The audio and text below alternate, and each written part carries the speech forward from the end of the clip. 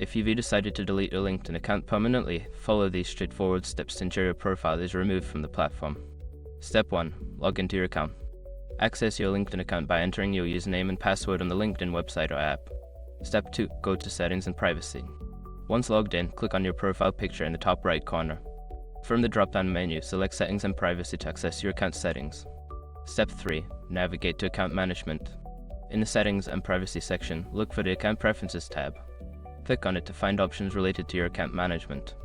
Step 4. Select Closing your account. Scroll down until you find the option that says Close your account. Click on this option to begin the process of account deletion. Step 5. Confirm your decision. Follow the prompts to confirm that you want to delete your account. You may need to provide a reason for leaving and enter your password again to finalize the deletion. After completing these steps, your LinkedIn account will be scheduled for permanent deletion. Remember that this action cannot be undone and all your connections and data will be lost.